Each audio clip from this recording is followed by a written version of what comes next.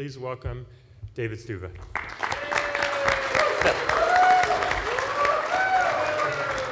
I appreciate my board's enthusiasm. I will say I've been involved in the program for 30 years. I've been communicating my whole time. I started out communicating with the general public, the media, the members. My job as the CEO really hasn't changed much, except I've added groups like employees, and of course my favorite group of all, directors. I like directors. If I can sum up communications in one word, I'm going to say it's conversations. Communication methods are just different ways to have conversations with our members. And the way that we have conversations with our members continue to change. We're adding new ways all the time. Obviously, our top and number one group is employees. If our employees believe in the cooperative, if they like the cooperative, they're going to have positive conversations. Unfortunately, if it's the opposite, there's a good chance they're going to have negative conversations when they communicate with the members. Direct mail, newspaper ads, billing inserts, radio advertising, phone, text messaging, rural highlights, Illinois country living, TV ads. We're all familiar with those. But in the 90s, this thing called the home PC popped in on us. And all of a sudden, the rules changed. We have PCs in every home, and we have something called the internet. RECC's first website went live in 1997.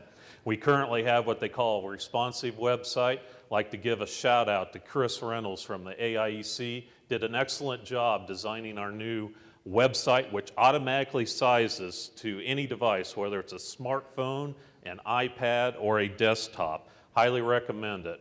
Here's an example of what it would look like on a PC. RECC has a YouTube account. We keep a history of all the videos. We try to add 1 or 2 videos each year, kind of tracing our history of the co-op. And of course, those are available to our members 24/7. If you'd like, I have several videos that feature the CEO on there. So if you'd like to check some of those out, feel free. Twitter. I'm not really big on Twitter, but I realize we have a lot of young members who do use Twitter. How I handle that when I do social media is whenever I post something on Facebook, it automatically sends that same post to our Twitter feed. So the 200 people that are following us on Twitter can get the same information. This is what it looks like on a desktop.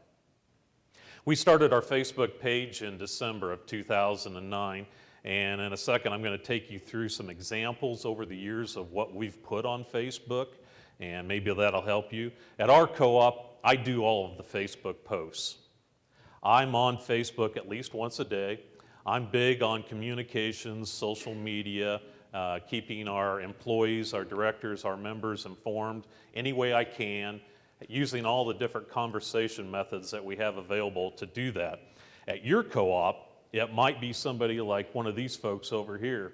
It could be your communication manager. It might be somebody who has got the trust of the management and the board, understands what to put on Facebook, what not to put on Facebook.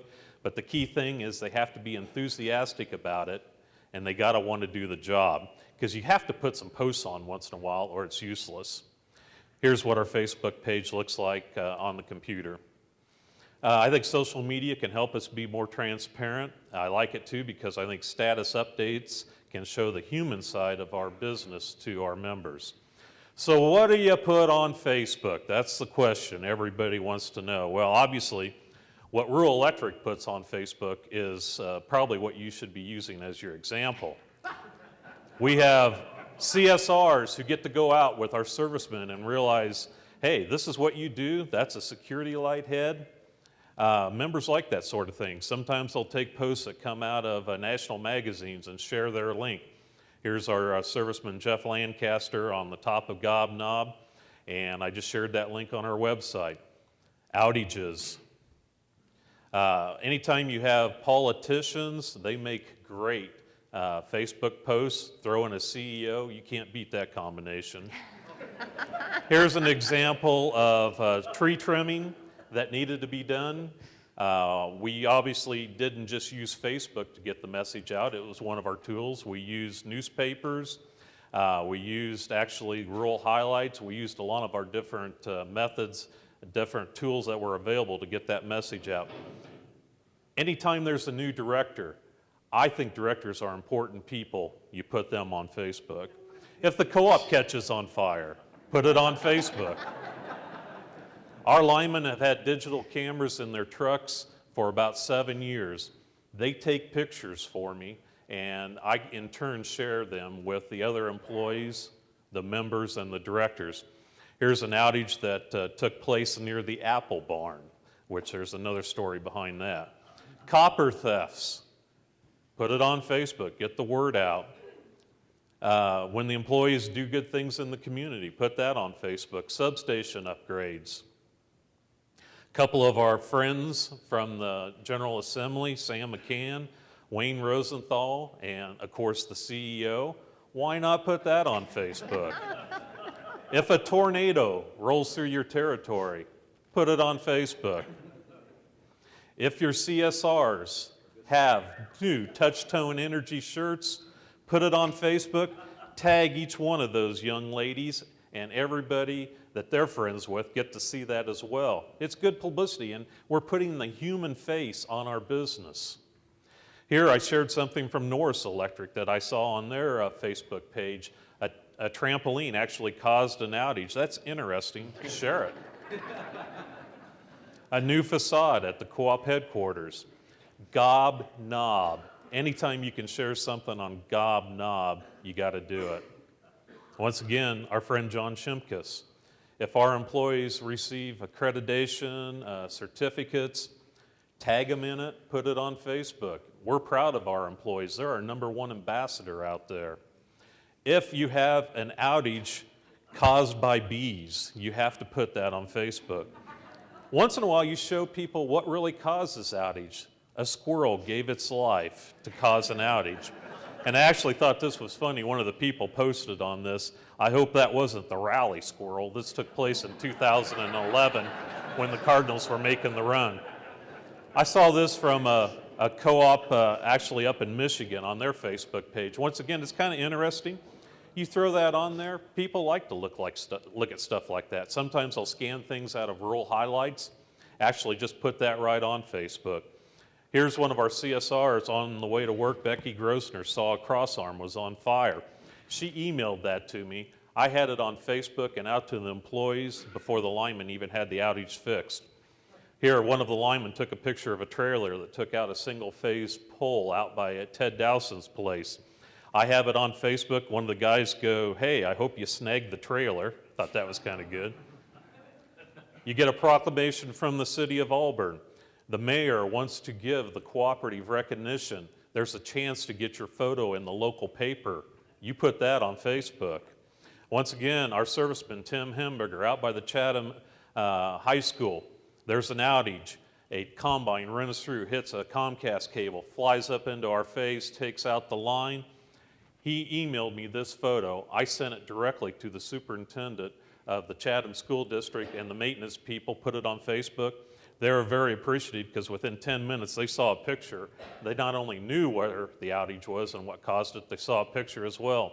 If an employee reaches 40-year milestone, put it on. Once again, a transmission line got hit by lightning. A lineman sent me the picture. I get it instantly on Facebook. Shimkus Advisory Committee, Honor Guard, one of our linemen is very active in this. We obviously support our veterans and makes a good Facebook post.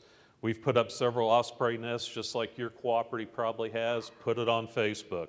If you're having a predetermined outage in a certain area, one way to notify people is put it on Facebook. You can also use other systems, but it's pretty easy.